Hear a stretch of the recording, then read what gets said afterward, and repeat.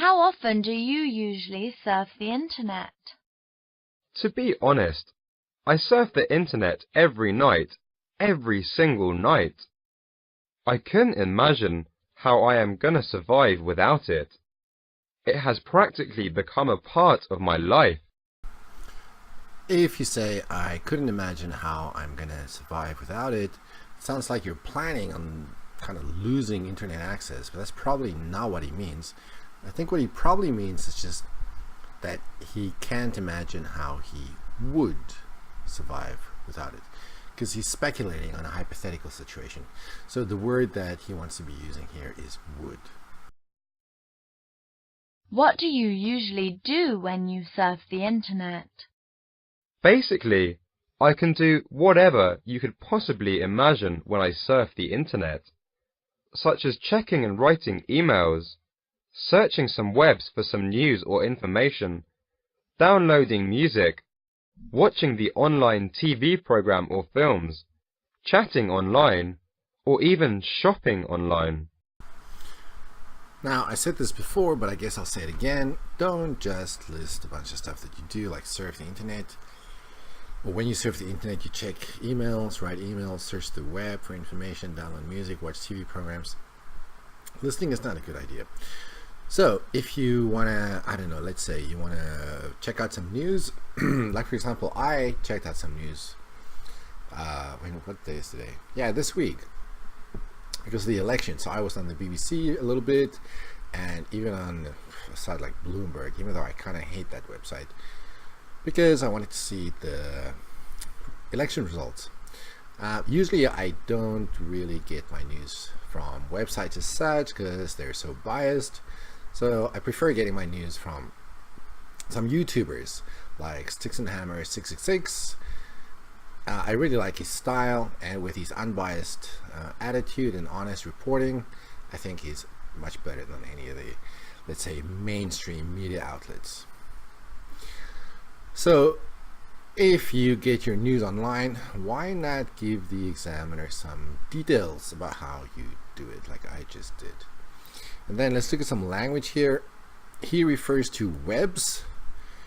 I guess he's talking about websites, but who calls them webs? Nobody does. And then here, watching the online TV program. Why is there only one TV program? Actually, I should say, why is there only one program? So it should be watching programs. And if they're online, why are they TV programs? If they're online, then they're online shows, not TV shows. TV shows are on TV. What influence do you think that computers have on kids?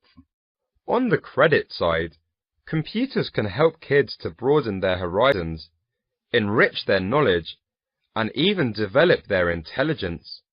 However, there is a fine line in everything, so don't cross the line. If kids get addicted to computers, the dark side of computers will come out. Off the top of my head, sitting in front of computers for a long time is harmful to kids' eyes. And the worst thing is that too much crime, violence, and pornography are seriously poisoning their minds. This question, what influence do you think that computers have on kids? We don't need that in the sentence. We could just say, what influence do you think computers have on kids? And then if I go look at the actual answer, it has two of my favorite phrases. It's got broaden horizons and off the top of my head. No, I'm just kidding. I hate those phrases. But the answer is kind of, this part is kind of weird. This part about to don't cross the line. Is that a warning to the examiner, or who are you warning here?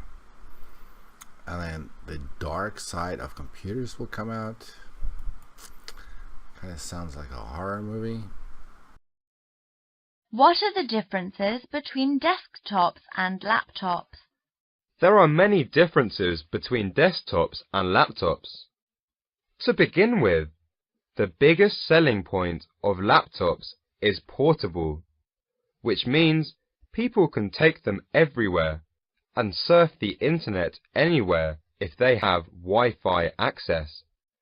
But Laptops are normally much more expensive than desktops. I think it is what is called you always get what you pay for. Okay, so notice there are many differences between desktops and laptops. To begin with, pause. The biggest, so some stress on biggest, selling points of laptops is portable, pause, which means people can take them everywhere and surf the internet anywhere if they have Wi-Fi access. The point I'm trying to make is the guy's starting to use kind of stress in some of these responses, and he's pausing also between different chunks of the answer. And chunking is one of the aspects of pronunciation. So if you pause between your ideas, that makes it just easier for the listener to understand what you're saying, and it'll also help your pronunciation score. Same thing with stress. Okay, so we've got this phrase here. The biggest selling point of laptops is portable. Well, a selling point is a noun, so that means that what comes after the verb has got to be a noun also. So the biggest selling point of laptops is portability, not portable. We need a noun there. And then we have this phrase, I think it is what is called you always get what you pay for. I don't really know what he means by that. Laptops are normally much more expensive than desktops. True. It doesn't mean that one is better than the other. They're just different things. You get what you pay for means if you spend 100 NT on a pair of shoes, you can't really expect it to be a great pair of shoes. So you get what you pay for. You pay very little money, so you shouldn't expect good quality. What do you think of guys spending 24/7 in front of computers? I think this is a typical example of people who are crossing the line. Computers can be a good thing, but it can be a bad thing as well. It all depends on how guys use computers. Spending 24/7 in front of computers is obviously too much. Okay, so here we have some problems with 24/7, both in the question and the answer. Each time it's spending 24/7. Now, 24/7 can be an adjective. For example, we are a 24/7 convenience store, something like that. I guess that's kind of what 7-Eleven is. And it can also be an adverb, which comes, of course, after the verb. So, for example, we are open 24/7. But in this sentence, it doesn't come after a verb. It comes after a noun, guys spending. But if it's supposed to be an adjective, it doesn't describe the noun, so it's not in the correct place here. So what do you think of guys sitting in front of their computers 24/7? That would be okay. Or then sitting in front of your computer 24/7 is obviously too much. That would be okay too. Do you chat online with your friends? Yep. I often chat with my friends on MSN. Chatting online saves me lots of phone bills, especially those long distance and overseas phone bills. And it doesn't have that much radiation that cell phones have. The best part of it is that I can invite some friends to chat on MSN together. With the webcam, we guys can even see each other. It is more like a small get-together. It is awesome. Here we have some problems with prepositions, and then a little bit of problem with grammar. Chatting online saves me lots of phone bills, especially those long distance and overseas phone bills. If something saves you lots of something else, it means you don't have it anymore. For example, saves me a lot of trouble. That means you don't have this trouble anymore. But you still have the phone bills. The phone bills are just reduced. So then we should say, chatting online saves me lots on phone bills.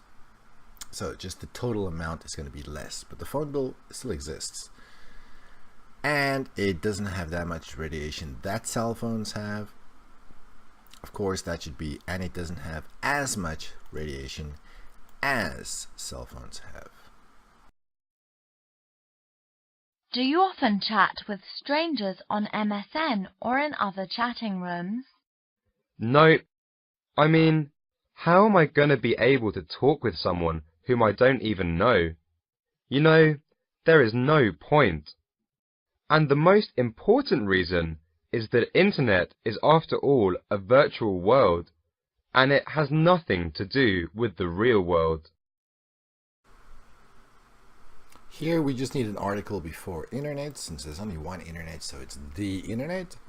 Now, regarding the phrase, is after all a virtual world, and it has nothing to do with the real world, kind of sounds like he just wanted to use the word virtual in a sentence, because in the context of his previous answer about chatting with his friends and his next answer, which is about making friends online, it does sound like he believes that their internet is actually connected to the real world.